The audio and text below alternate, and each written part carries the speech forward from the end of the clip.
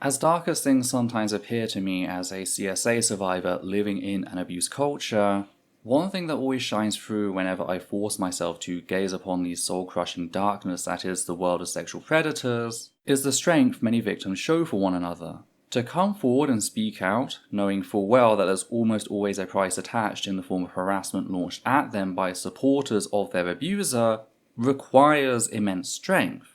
And yet, many of them do so anyway, in the hopes that they can put an end to their predators' ways. And that's what has happened. That's what this video is about.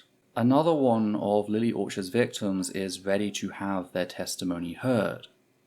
Though before we can delve deeper into that, I first need to give a content warning for the following topics: child grooming, gaslighting, victim blaming, gatekeeping, zoophilia, and misgendering.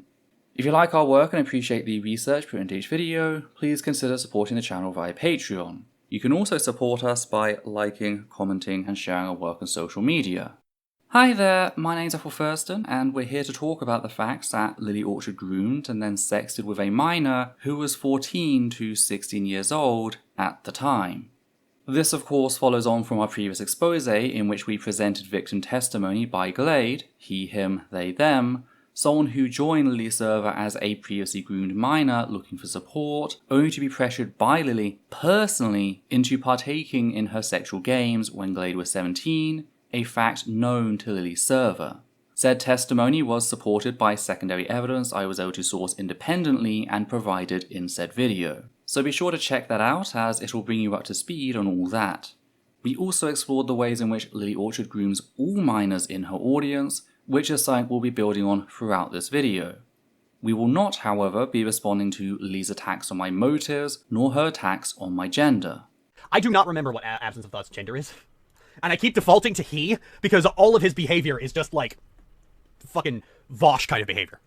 Those will be receiving their own standalone response later down the line. For now, I want to keep the focus on Lily's victims. So I came across the following testimony by Mackenzie, they, them, it's, loop herself, a few days after publishing Glade's testimony whilst I was searching Twitter for any chatter. I then approached them about whether they'd like their testimony amplified, which they enthusiastically agreed to in hopes that it might help others. Now, I need to be clear about three things before we get to said testimony. First, we have made some grammatical changes for easier reading, but the original is linked in the video script, meaning that you can check it for yourself to ensure we have made no significant changes to the testimony's contents, merely its grammar. Second, I was the one who approached Mackenzie. They had no idea I would see their testimony and offered to amplify their voice when they posted it. They were merely venting their frustrations to Twitter. Third, upon further conversation, Loop revealed to me that they weren't even aware of our previous expose. The timing was strictly coincidence. So with those three things made clear, here is Loop and testimony. A lot of the streams Lily Orchard does nowadays have her showing off herself nude, as well as her girlfriend, Michaela. First of all, that breaks YouTube's terms of service, but she always gets away with it because she deletes the stream straight after, hiding the evidence, of course. She also posted unfiltered nudes on her Tumblr and an easily accessible link to her fan art, much of which is not safe for work, on a Google Sheet. Lily has also posted porn on Main a lot. Like, holy fuck. Not only of her, but I found porn of her being fucked by dogs through a Tumblr blog archiving her wrongdoings, which got nuked years ago. It wasn't the anthro-furry kind either. I would have been 17 seeing that, but many of her fans are younger. Everything I mentioned, bar the streams, I saw as a minor. I'm 21 now and stopped watching her a few years ago, but I check up on her occasionally, and she's not accepted that she's the bad guy, instead holding out that everyone else is.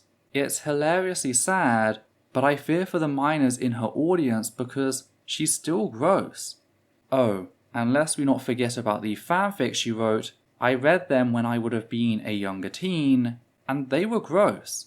Just Google Lily Orchard Stockholm, and you'll find info in it about Rainbow Dash adopting a child Scootaloo only to, well, yeah her. And no, the yeah isn't murder either. Oh, and because I thought it was a normal thing to do, because it was a normal thing on her blog, I sent some anon sexting sort of messages to her Tumblr. Some she responded to, but I can't find them anymore as I think she reset her Tumblr a few years ago. I would have been no younger than 14, no older than 16. So yeah, fuck Lily Orchard. Wouldn't care if she rots. She's disgusting, not just because of what happened to me, but I don't care to talk about all the drama relating to her. So in short, I sent sex to her when I was no older than 16 and they were public.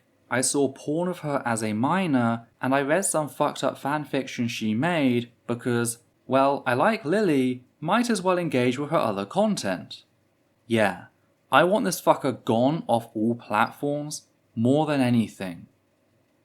So we now have a second testimony by one of Lily's victims, this time someone who was groomed into perceiving sexual acts between minors and adults to be normal through Lily's usage of children's IPs to lure minors into her hypersexualized environment. When I first read this testimony, I assumed that they had seen our video and realized how closely it described their experience due to how well it highlights everything we discussed regarding Lily Orchard's predatory behavior. But it wasn't. This was an analysis arrived at by one of Lily Orchard's victims, completely independent of our work. And it lays waste to Lily's go-to argument, that there's no way a minor would sext her as a result of the environment she's created, because reasons. We are not talking high probability anymore. We now have confirmation of everything we warned about in said video regarding Lily Orchard's usage of children's content to lure minors into sexual environments as part of a means to groom them. There is nowhere for Lily Orchard to run after this, nor her supporters. If it hasn't already been established by the rest of the evidence by this point, this testimony shows that to defend Lily Orchard is simply to throw in your lot with a sexual predator who targets minors. Sadly, this also reinforces the fear myself and Levi had regarding certain posts, like those in which Lily told her audience, minors like Mackenzie was at the time included, that sending her nudes is a safe way to explore their sexuality, and that she pinky swears to delete them all afterwards. Again, Lily Orchard's supporters have argued that her post to Tumblr couldn't possibly be influencing the behavior of minors in her audience, but here we have first-hand testimony that proves otherwise. Something we need to discuss, which Mackenzie touches on, is the way Lily Orchard is using children's IPs to create her own materials, directly normalizing child sexual abuse, like her Stockholm series. This further strengthens the connection we discussed, the way in which Lily Orchard's choice of subjects isn't merely accidental, but deliberate. Children's IPs are how she lures in minors and desensitizes them to her sexual appetite. We do plan to do a literary analysis of Stockholm at a later date, work that is best described as child sexual abuse apologia, shoddily disguised as a fanfic, and we also plan to cover how Lily Orchard has recycled entire story beats from Stockholm into both Poke Madhouse and Tale of the Valkyrie. There's even a particular scene in Poke Madhouse which is identical to Stockholm's climax between Rainbow Dash and Sweetie Belle, with both stories using said scene to paint Lily and her self-insert as the sympathetic victim of the children who want to fuck her, and insist that she is apparently doing her best to fight her urges. I wish I were exaggerating. For now, however, I'd just like to prove definitively that Lily Orchard wrote the Stockholm series, since she now denies it, as seen in this 2016 clip taken from her video. Josh tries to silence criticism with legal threats, is mocked. But the reality is that this will most definitely be fought, especially since Josh has actually tried to defame me numerous times, going as far as to distribute child pornography on Twitter that he grabbed from likely any random story off FimFiction and claiming Lily made that, trust me. Indeed, this has become the mantra over the last 6 years, with many of Lily's newer fans going so far as to use her victims referencing Stockholm as evidence to discredit their testimony on her word alone. Sadly for Lily, this is not the only video at my disposal. For you see, whilst Lily has attempted to scrub any acknowledgement of Stockholm from her channel, others have archived some of those videos. Take, for example, Lily's 2014 Halloween Glass of Water special, The Grandmother of Grimdark. When I started this series, I had every intention on doing something special for Halloween, and nothing could be better than taking a truly bizarre and messed up fanfic and picking through it like an amphetamine-fueled chimp. But which one? There's so many. Fallout Equestria? That's too long. Fall of Equestria? No. Equestrian Pony Meat Business? I think I'll break my rating limits. Can't do Stockholm, I wrote that one. But then I thought, what about that one, Jerry? The one that started this whole trend of grimdark fanfiction. Can't do Stockholm, I wrote that one. Can't do Stockholm, I wrote that one. Can't do Stockholm, I wrote that one. Thing is, this is not the only video in which she discusses her Stockholm series. In Lily's Glass of Water episode, Mummy Daigyo equals Alicorns, which originally aired on the 24th of May 2015, Lily boasts about her ability to write characters whilst displaying images of both Stockholm, the Razzle Dazzle, and Stockholm, the Dash family on screen, at 2 separate points in the video. As a writer of both original fiction and fanfiction, I have a habit of always using OCs. I created a character that ended up being paired with Twilight, still wasn't called a Mary Sue. There's an alternate version of her that's a bigger boobie than Fluttershy, still wasn't called a Mary Sue. So when Mackenzie states that Lily Orchard wrote Stockholm, again, just as with various points from Glade's testimony, this is supported by secondary evidence I have been able to source independently.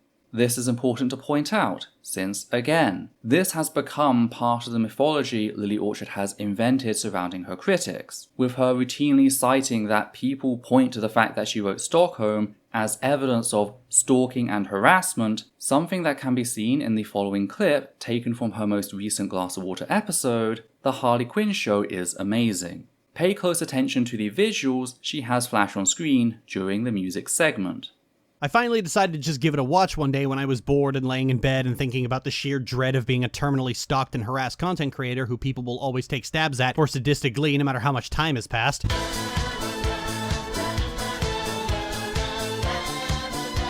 And you know what? It was quite good. So Lily Orchard displays a picture of her avatar on screen with bold white text which reads, "I did not write Stockholm," in spite of this being demonstrably false.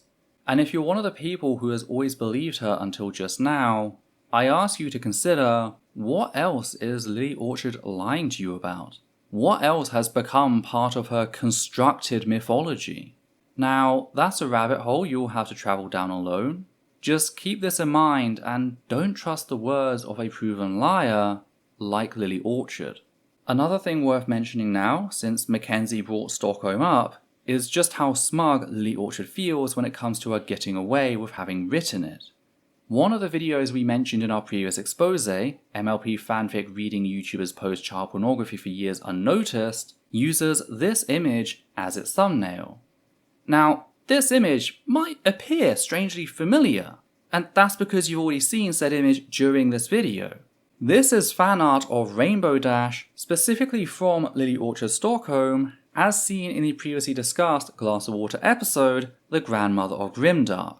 It's the image Lily Orchard puts on screen while saying, Can't do Stockholm, I wrote that one. These images are identical.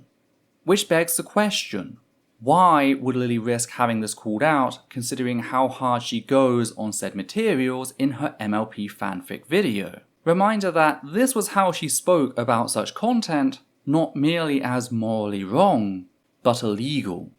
Now, pornographic readings of fanfics are already against YouTube's own terms of service, but their behavior crossed the boundary into being highly illegal the moment they started reading out child pornography. Both seem to be in full awareness of the illegality of their actions to the point that they started actively lampshading it in the titles and descriptions of their readings. This is the kind of normalizing behavior I was talking about. You see, when I started mass condemning this shit in the wake of the Toon Critic scandal and highlighting that the brony community has a dangerously flirty relationship with pedophilia, I was met with a lot of well actuallys from bronies of all stripes who tried to argue that it's a story, they're fictional and not human and blah blah blah, and they argued that this was all okay because of all of that. On the other hand, there were just as many people who turned around and went, wait, what? Because they sincerely weren't aware that this kind of material was on the same moral and legal level as photorealistic child pornography. And it's easy for many people to not be aware of this because the people who run most of the fandom's websites and act as the fandom's figureheads have been misinforming them as such the entire time. All of what she just said applies to Stockholm, and just to be clear, that doesn't justify the rest of this content, rather it condemns her. So why risk people noticing? Well, it's a flex, a power play over her victims like Mackenzie. It's a very public reminder to them not only of what she's done, but what she's gotten away with. Lily Orchard created the thumbnail for the same reason some serial killers leave messages taunting their investigators. It's part of the power trip, the game as they see it. Lily Orchard grooms her audience very publicly, and yet she feels safe enough to laugh in the faces of every single one of her victims. Speaking of grooming, a few people have raised concern about my usage of said term in the previous expose, particularly in relation to our conversation regarding the ways in which Lily Orchard grooms the minors in her audience. Sad thing is, I had originally intended to go into depth about parasocial audience grooming in the previous video, but removed said section due to bloat. The video felt like it was dragging on, I wanted to keep the focus on what Lily Orchard had done and was still doing, and I felt like my usage of the term was easy to understand given the context. What's more is, whilst Glade had been groomed as a part of Lily's audience, he was also later singled out as a minor and pressured into engaging sexually with Lily on a one-to-one basis, so it didn't make as much sense to lean so heavily into the parasocial side of things. However, with Mackenzie's testimony, parasocial audience grooming is at the center of it and thus deserves further attention. Now, to be clear, I am not the person who put a name to parasocial audience grooming. That honor goes to fellow YouTuber Corvidae, who used the framework of parasocial relationships to discuss the ways in which Shane Dawson uses the creator/audience dynamic to manipulate underage girls, making them easier to sexually exploit. I'll be relying heavily on Corvidae's work throughout this section, so be sure to check out his original video when you get the chance. Though, before we do anything, we must first define our terms, starting with what a parasocial relationship is. And to understand that, we can take a look at the words of Donald Horton and Richard Wall, published when they first introduced the concept in 1956. I'd just like to apologize in advance for the unnecessary gendering. Their paper reads, "One of the striking characteristics of the new mass media, radio, television, and the movies, is that they give the illusion of face-to-face relationship with the performer. The most remote and illustrious men are met, as if they were in the circle of one's peers. The same is true of a character in a story who comes to life in these media in an especially vivid and arresting way. We propose to call the seeming face-to-face relationship between spectator and performer a parasocial relationship." They also go on to add that the persona offers, above all, a continuing relationship. His appearance is a regular and dependable event, to be counted on, planned for, and integrated into the routines of daily life. His devotees live with him and share the small episodes of his public life, and to some extent even of his private life away from the show. Indeed, their continued association with him acquires a history, and the accumulation of shared past experiences gives additional meaning to the present performance. This bond is symbolized by illusions that lack meaning for the casual observer and appear occult to the outsider. In time, the devotee, the fan, comes to believe that he knows the persona more intimately and profoundly than others do, that he understands his character and appreciates his values and motives.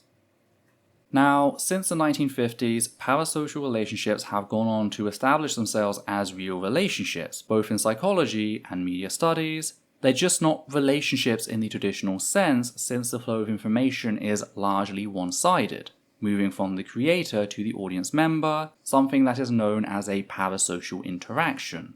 That's what's happening right now. I am talking in this video and it appears as if I'm talking to you personally, yet you can't talk back to me. That is an example of a parasocial interaction, and when repeated under the right conditions, like those discussed by Horton and Wall, those parasocial interactions can lead you, the audience member, to form an emotional connection to the persona, or the content creator in Lily Orchard's case, turning said interactions into a parasocial relationship.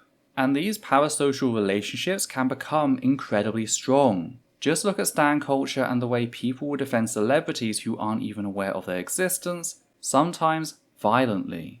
This is, in part, because their parasocial relationship feels almost identical to any other relationship. Moving on to child grooming, the National Society for the Prevention of Cruelty to Children defines child grooming as when someone builds a relationship, trust, and emotional connection with a child or young person so they can manipulate, exploit, and abuse them. Now, it's important to note that the dynamic of this relationship doesn't have to be romantic, as is most often portrayed by the media. Said dynamic can also be that of a mentor, an authority figure, or a dominant and persistent figure. Any of these dynamics can be exploited.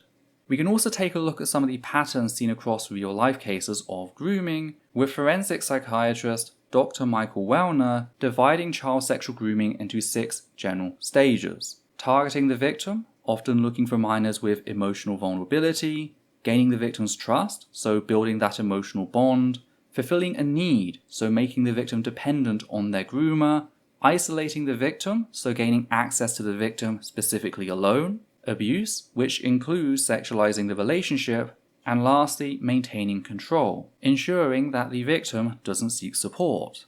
It's also worth noting that our understanding of grooming has evolved and is still evolving, particularly with the advent of new technology such as the internet. That's why the NSPCC goes out of its way to stress that children and young people can be groomed online, in person, or both, by a stranger or someone they know, before going on to add that grooming can have both short and long-term effects. The impact of grooming can last a lifetime, no matter whether it happened in person, online, or both.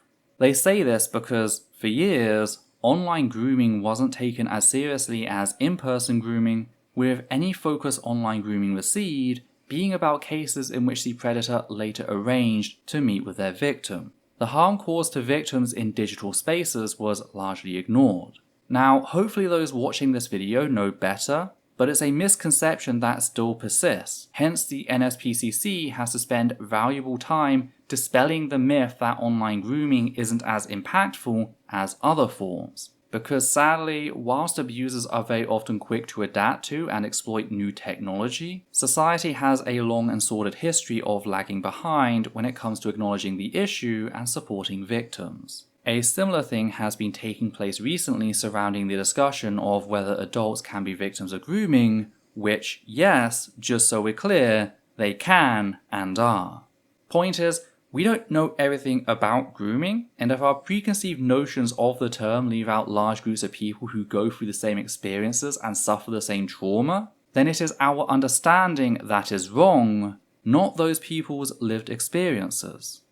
But bringing things back to Lily Orchard, whilst these materials are discussing what we might consider typical grooming, grooming which singles out an individual, what I'll be referring to as targeted grooming from this point forward, there's nothing here that intrinsically excludes parasocial audience grooming. The same was true of every single resource I could lay my hands on, and even the definition supplied to me by the people who questioned my usage of the term. So where does that leave us? Well, we can go through the qualities discussed in relation to targeted grooming and see whether they're mirrored in what Lily Orchard has done. Starting with whether or not Lily Orchard builds a relationship, trust, and an emotional connection with her audience, allowing her to exploit said connections to enable her abuse.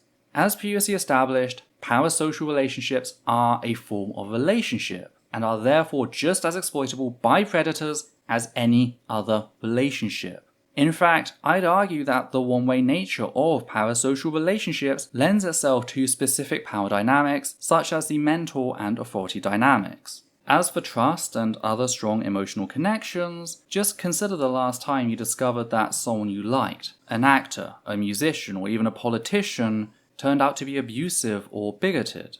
How did that make you feel? It made you feel violated, didn't it? Personally betrayed. Well, that sense of betrayal only exists because of pre-existing emotional connection, a connection which includes trust. No trust, no sense of personal betrayal. Returning to Lily Orchard and the dynamic she has with her audience, she routinely gives her audience advice on things such as writing or dealing with abusive or bigoted behavior, assuming the mentoring role via her platform. She also presents herself as an authority figure on various topics, including how to hold child predators accountable. It was this role that allowed her to exploit Glade. The reason he watched the stream, even though Lily Orchard didn't give a clear answer, the reason he joined Lily Orchard's Discord server in the first place, was because of the trust Lily Orchard had formed with Glade through her work such as Blame and Groom. She was an authority to Glade, someone he could trust, and she exploited that to lure him into a sexual situation. As for the stages of grooming, when it comes to targeting her victims, this is what we discussed at length in our previous video regarding Lily Orchard's branding, the IPs she touches on, and the topics she covers. Lily Orchard not only targets minors, but specifically vulnerable minors who have been bullied, rejected for being LGBT+, or previously abused, like Glade. These are all traits that lend themselves to emotional neediness, isolation, and low self-confidence, all of which are qualities Dr. Michael Wellner lists as making for prime targets. That means that, when it comes to gaining their trust, Lily Orchard achieves this in large part by showing her audience her righteous anger towards those who have harmed them, in spite of never having spoken to them directly. Because when she's ranting about bullies, it feels like she's ranting about your bullies. When she's ranting about abusive parents, it feels like she's ranting about your abusive parents. And she's making out that she, alone in this world, has your back. She also does this whilst offering her audiences glimpses into her life, trusting them with these little peeks behind the curtain that makes them feel like they know her, which, as noted by Horton and Wall, is something that builds trust, forming a strong parasocial emotional bond. What's more is, both of these things lend themselves to fulfilling a need, with Lily's work offering a form of intimate catharsis that many people, minors particularly, can't get anywhere else. We live in a queer music society that normalizes and protects abusers, whilst often punishing their victims for speaking out. For many in her audience, Lily Orchard is the first and perhaps only person who appears to reject the status quo. This hooks the vulnerable minors in her audience, making them reliant on what Lily Orchard has to say, with them hanging on to her every word, her every post, her every video. It also makes them less likely to turn towards family members or other adults in their life, since they're often part of the problem. Not only have they failed to act on the rest of the injustices the minor has suffered, if not inflicting some themselves, but Lily Orchard has come along and shown these minors what uncompromising support can look like. At least, in theory, since it's actually all for show. Lily Orchard doesn't actually offer what she promises, but it's as close as many minors receive to such support. Then, as more and more people gather, a community begins to form. Lily Orchard's brand, her name, her life, becomes the central anchor for disenchanted minors from all over the world. Minors who end up talking to one another, helping one another, becoming friends, and fulfilling a much larger need, a sense of community. Now, when it comes to isolating her victim, that is gaining access to her audience, that's pretty much guaranteed via the method of targeting Lily Orchard users. She isn't out there messaging her victims one by one, she's putting on a show, luring them to her. Now, this isn't new. Predators have been known to use the promise of reward to lure children to them for, well, as long as we've recorded grooming as a crime. The only things that have changed are the scale and nature of that reward. As for being alone with her victims, most parents do not keep track of who their child watches on YouTube. In fact, many parents seem to be operating under the assumption that there's some sort of vetting process for YouTube, and that Google, which to them is just a massively successful company, will protect their children for them. The truth, meanwhile, is that Lily Orchard has access to said children, even when they're in the apparent safety of their own room, and most parents are none the wiser.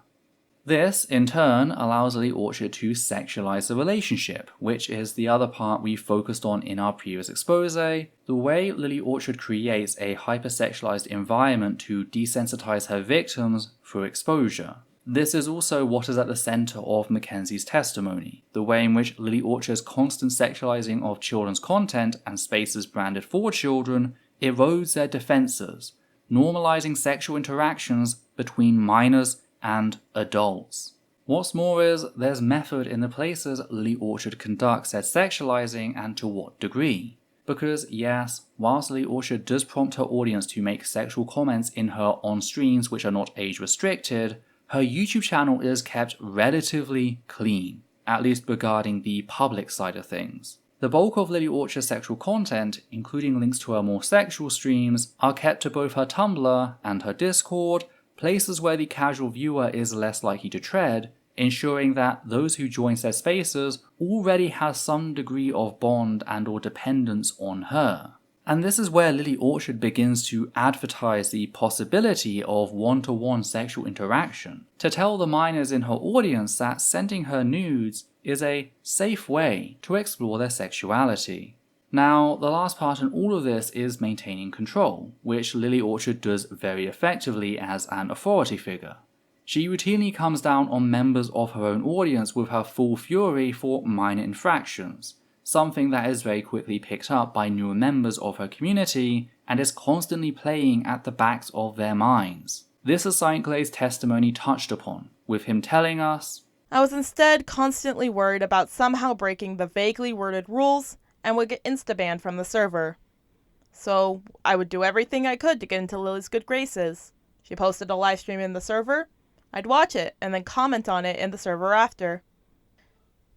She said she had a story in a call. I'm the first one on it.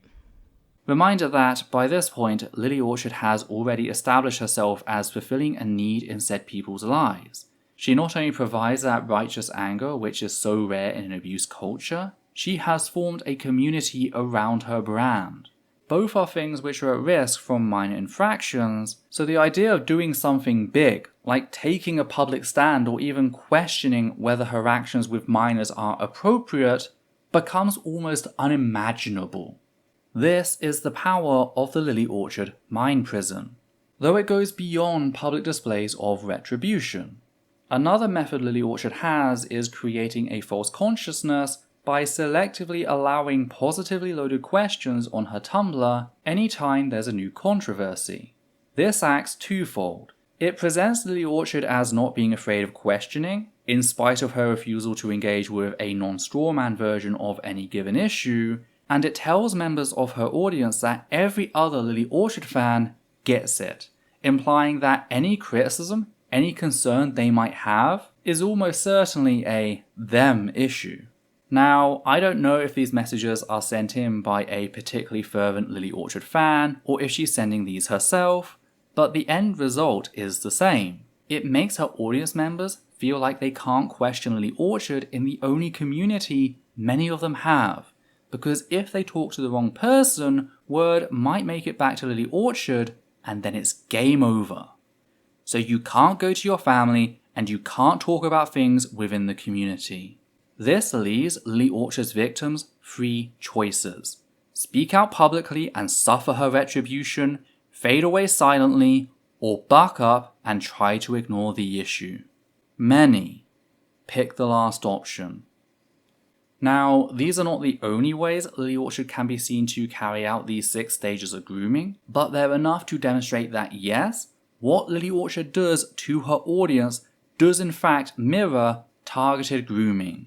And, as we have seen, both in Mackenzie and Glade's testimony, said parasocial audience grooming ultimately has the same impact as targeted grooming. It breaks down the victim's defenses, making it easier for the groomer to abuse them, including sexually.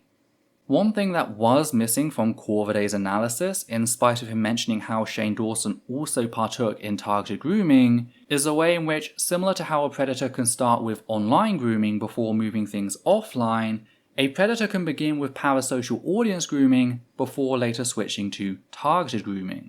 This is what we saw in Glade's case and how Lily Orchard built herself up as an authority on grooming who Glade could trust through her content, leading Glade to join her server, which then allowed Lily Orchard to single out and target him. The watch and find out was Lily Orchard telling Glade to trust her based on their parasocial relationship. Had Lily Orchard been some random stranger sending Glade a link, telling them to watch and find out, I doubt he would have clicked it.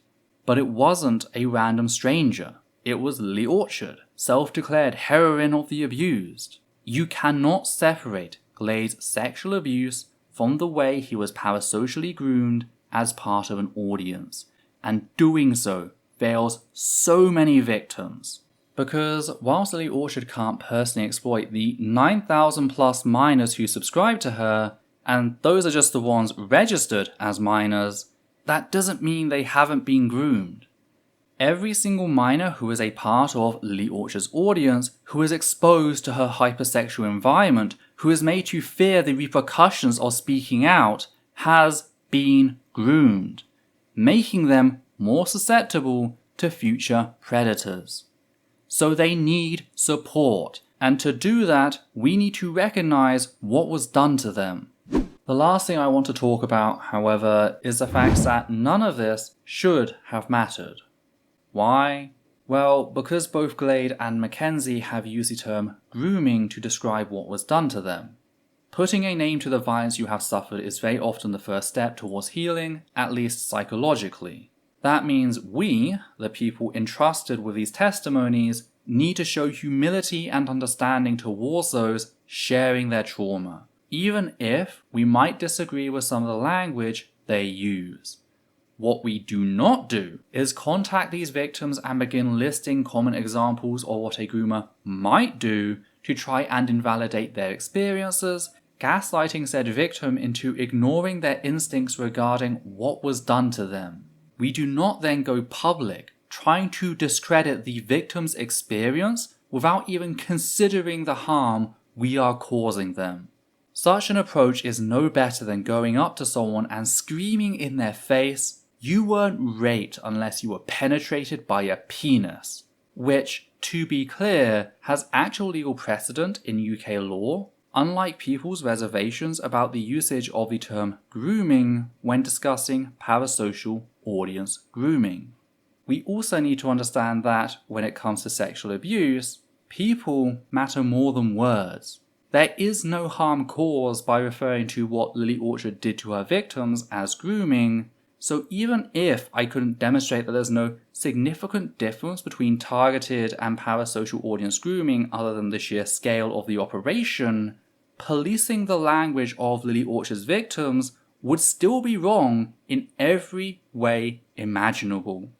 Returning to what I said earlier, society has a terrible habit of lagging behind the way abuse changes with technology, and I would rather broaden a term than berate victims for trusting their gut. When you try to force someone to doubt whether they've been groomed, you pressure them into doubting the rest of their experience, and that is something I've witnessed being done to Glade, which is horrific.